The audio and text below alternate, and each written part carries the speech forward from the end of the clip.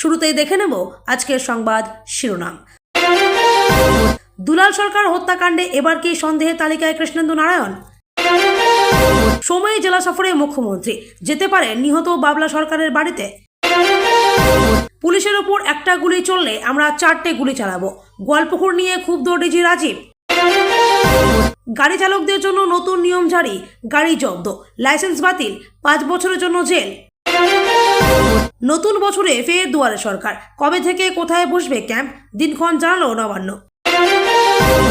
ভারত সেবাশ্রমের সন্ন্যাসীকে সন্ত্রাসবাদী তকমা, বিতর্কে হুমায়ুন কবির। বাংলার বাড়ি প্রকল্প, 30 জনের কাছ থেকে 10,000 করে কাটমানি পঞ্চায়েত সদস্যের। প্রতিদিন নিয়মিত সঠিক খবর পেতে আমাদের চ্যানেলটিকে সাবস্ক্রাইব করে পাশে থাকুন। এবার আসছি বিস্তারিত খবরে।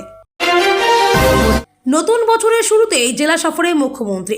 আগামী 20 জানুয়ারি অর্থাৎ সোমবার থেকে জেলা সফরে যাচ্ছেন মমতা বন্দ্যোপাধ্যায়। এই সফরকালে বেশ কয়েকটি অনুষ্ঠানে যোগদানের পাশাপাশি তিনি যেতে পারেন মালদহে খুন হওয়া তৃণমূল কাউন্সিলর দুলাল সরকারের বাড়িতে। সূত্রের খবর, আগামী 20 জানুয়ারি থেকে জেলা সফরে বেরিয়ে মুখ্যমন্ত্রী মুর্শিদাবাদ, মালদহ এবং আলিপুরদুয়ার জেলায় পরিষেবা প্রদান অনুষ্ঠানে যোগ দেবেন। সফরের প্রথম দিনেই দুপুর 1টা নাগাদ হাজারদুয়ারির পাশে নবান্ন বাহাদুর ইনস্টিটিউশনের মাঠে মুর্শিদাবাদ জেলার পরিষেবা প্রদান অনুষ্ঠানে যোগ দেবেন মমতা। এরপরেই মুর্শিদাবাদ থেকে তিনি মালদহ যাবেন। মঙ্গলবার ওখান থেকেই পরিষেবা প্রদান অনুষ্ঠান সেরে তিনি যাবেন নিহত তৃণমূল নেতা দুলাল সরকার ওরফে বাবলা সরকারের বাড়িতে। সেখানে গিয়ে মুখ্যমন্ত্রী তার পরিবারের সঙ্গে কথা বলবেন। বুধবার আলিপুরদুয়ার জেলার পরিষেবা প্রদান অনুষ্ঠানে যোগদান করবেন মমতা। সেই সঙ্গে মাদারিহাটে পরিষেবা প্রদান এবং বেশ কয়েকটি অনুষ্ঠানে তার যোগদান করার কথা রয়েছে। এক কথায় বলা যায়, আগামী সপ্তাহে মুখ্যমন্ত্রীর রয়েছে একগুচ্ছ কর্মসূচি। উল্লেখ্য, গত 2রা জানুয়ারি নিজের খাস তালুক মহানন্দা পল্লীতে দুষ্কৃতীদের ছোড়া একাধিক গুলিতে নিহত হন দুলাল সরকার।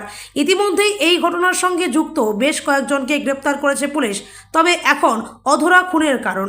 ইতিমধ্যেই বাবলা খুনের তদন্তে সিট গঠন করেছে পুলিশ। এই আবহে নিহত তৃণমূল নেতার বাড়ি যেতে চলেছেন মুখ্যমন্ত্রী মমতা বন্দ্যোপাধ্যায়। রাজ্যের মানুষকে সামাজিক ও আর্থিক সুরক্ষা প্রদানের স্বার্থে পশ্চিমবঙ্গ সরকারের তরফ থেকে একাধিক প্রকল্প চালু করা হয়েছে।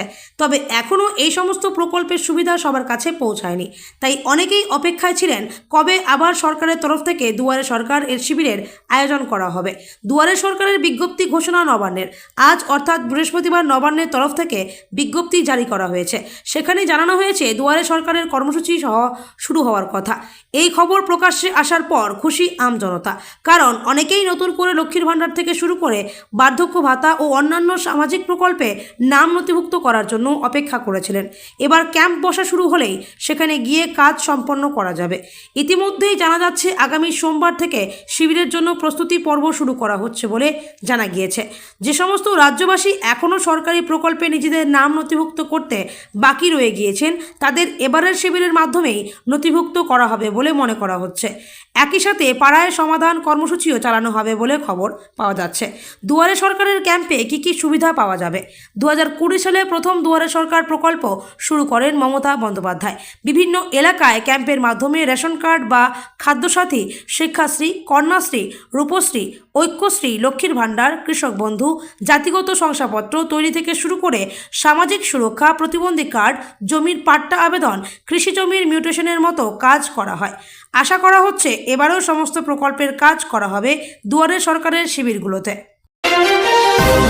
উত্তর দিনাজপুরের গোয়ালপুকুরে পুলিশকে গুলিকাণ্ডে ক্ষুব্ধ বাহিনীর প্রধান রাজীব কুমার হুঁশিয়ারির সুরে বৃহস্পতিবার রাজ্য পুলিশের ডিজি জানিয়ে দিলেন, পুলিশ ফোর্সের ওপর আক্রমণ বরদাস্ত করা হবে না। কেউ একটা গুলি চালালে পুলিশ পাল্টা 4টে গুলি চালাবে। গোয়ালপুকুর কাণ্ডে জখম 2 পুলিশকর্মী শিলিগুড়িতে চিকিৎসাধীন। সেখানে তাদের দেখতে গিয়ে এই মন্তব্য করেছেন ডিজি।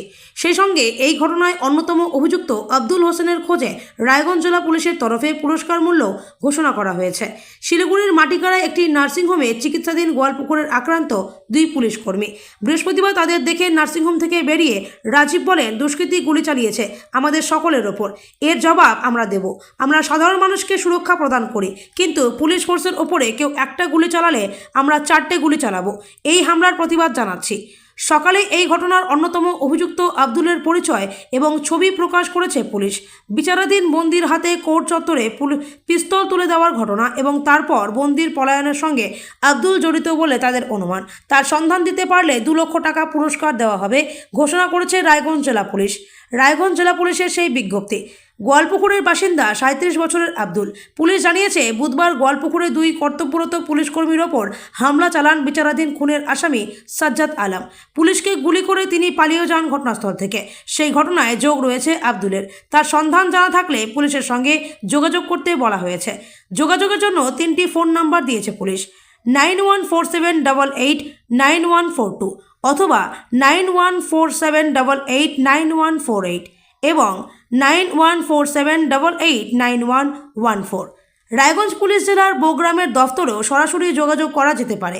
বুধবার বিকেলে গোয়ালপুকুর থানার ইকরচালা কালীবাড়ির অদূরে 31 নম্বর জাতীয় সড়কের উপর আক্রান্ত হয় 2 পুলিশকর্মী। খুনের মামলায় বিচারাধীন বন্দি সাজ্জাদকে আদালত থেকে জেলে নিয়ে যাওয়া হচ্ছিল। সোজকর্মের নাম করে পুলিশের ভ্যান থেকে নামেন অভিযুক্ত। তারপর আচমকা পিস্তল বার করে গুলি চালান। সামনে থাকা 2 পুলিশকর্মীকে গুলিবিদ্ধ হয়ে যান। তারপর ঘটনাস্থল থেকে মোটরবাইকে চেপে পালান সাজ্জাদ। উত্তরবঙ্গ পুলিশের তরফে পরে জানানো হয়েছে, পুলিশের কোনো পিস্তল ছিনিয়ে নেয়নি অভিযুক্ত। কোর্ট চত্বর থেকে পিস্তল পেয়েছিলেন তিনি। কেউ তাকে সেই পিস্তল সরবরাহ করেছিলেন। অ্যাসিস্ট্যান্ট সাব ইন্সপেক্টর নীলকান্ত সরকার এবং কনস্টেবল দেবেন বৈশ্যর চিকিৎসা চলছে। রাজীব কুমার বলেন, দুষ্কৃতী গুলি চালিয়েছে আমাদের সকলের ওপর। এর জবাব আমরা দেব।